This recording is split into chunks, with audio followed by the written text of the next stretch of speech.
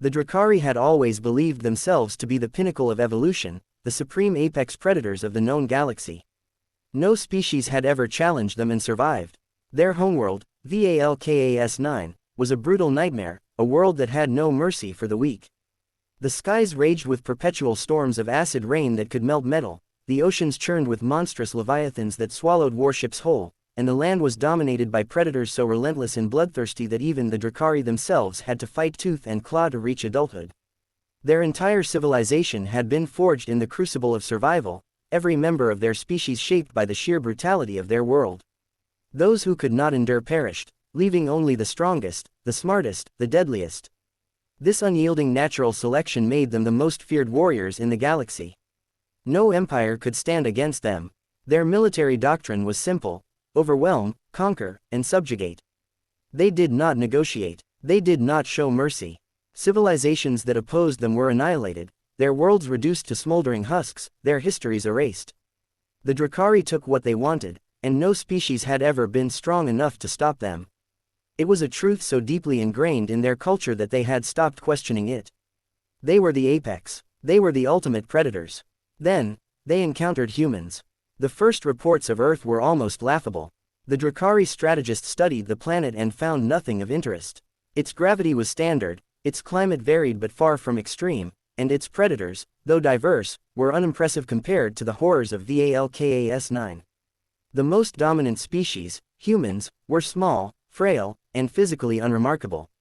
They had no claws, no fangs, no natural armor.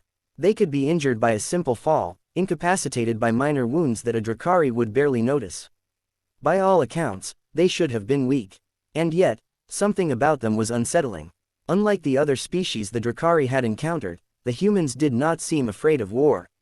In fact, their history was riddled with conflict. They had fought each other in endless battles, their civilizations rising and falling in cycles of destruction and rebirth. Even before reaching the stars, they had mastered the art of war, developing weapons so devastating they had nearly wiped themselves out multiple times. Their technology was crude compared to Drekari engineering, but their tactics were anything but primitive. They fought with a level of unpredictability that was unheard of, adapting and evolving with every battle. Still, the Drekari dismissed them. No amount of strategy could overcome biological inferiority. When the invasion began, the Drekari believed it would be routine. Their fleets descended upon Earth, their warships blotting out the skies, their warriors marching through human cities with the confidence of victors before the battle had even begun. They had done this before. Dozens of times. There was no reason to expect anything different. But from the very first engagement, something was off. The humans did not react like other species. There was no mass surrender, no desperate pleas for mercy. Instead, they resisted. The first wave of Drekari ground forces faced an immediate and brutal counterattack. Human soldiers did not engage in direct combat. They ambushed, they sabotaged, they struck from the shadows and disappeared before retaliation was possible. Entire battalions went missing in the ruins of once thriving cities, swallowed by an unseen enemy that fought with terrifying precision. The Drekari, who had always relied on their overwhelming strength and intimidation, found themselves outmaneuvered at every turn. It was not just human soldiers who fought back. Civilians, weak, unarmed civilians, refused to flee. They built makeshift weapons, they set traps, they attacked with a level of desperation the Drekari had never encountered before. Even when they had no chance of victory, they fought. And when they fell, others took their place. The Drekari commanders were baffled. No species should have been this willing to die. But the real horror came later. The Drekari had always believed themselves to be the superior warriors, but humans were something else entirely. They were not the strongest. They were not the fastest. But they were relentless. They did not just resist, they learned. Every battle, every skirmish, every loss taught them something new. They adapted at a speed that defied logic. Tactics that worked in one engagement became useless in the next. The Drekari, for the first time in their history, found themselves on the defensive. And then, the humans did something that no species had ever done before. They started fighting like the Drekari. At first, it was subtle. Small changes in their tactics, slight shifts in their strategies. But soon, it became undeniable. They abandoned traditional warfare. They embraced the brutality of close combat, tearing into Drekari lines with a ferocity that bordered on suicidal. But it was not mindless.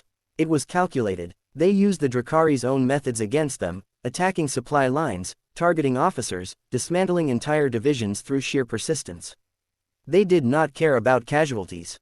They did not care about pain. They only cared about one thing: winning. The Drekari had never known fear. Until now. The turning point came when Vakor the Unyielding, the greatest Drekari warlord, was forced into retreat. His forces, once an unstoppable armada, were crumbling. His warriors, once fearless, were breaking. He had always believed that no force in the galaxy could challenge the Drekari. Now, he watched in horror as his best warriors were torn apart by creatures that should have been weak. He had always thought that the most dangerous species were those born from the harshest worlds. But he had been wrong. True Deathworlders were not defined by their planets. They were defined by their will to survive. And no species in the galaxy had a greater will to survive than humans. The retreat order was given. The Drekari fled, their once proud warriors reduced to broken remnants of an empire that had never known defeat. The humans did not chase them. They did not need to. The damage had already been done. The legend of Drekari supremacy was shattered. The rest of the galaxy watched in stunned silence as the impossible had happened. The unbreakable warriors of Valkas-9 had been broken. The whispers spread. Across countless worlds, the name, human, became something spoken in hushed tones. The Drekari, once the most feared species in the known galaxy, now carried a fear of their own. They avoided human space, unwilling to ever risk another war. Other empires took notice, questioning whether it was wise to provoke the species that had crushed the greatest warriors in existence. And so, the galaxy changed. The Drekari still called themselves Deathworlders. But now, they knew the truth. They were not the most terrifying beings in the stars. They had met something worse. They had met humans.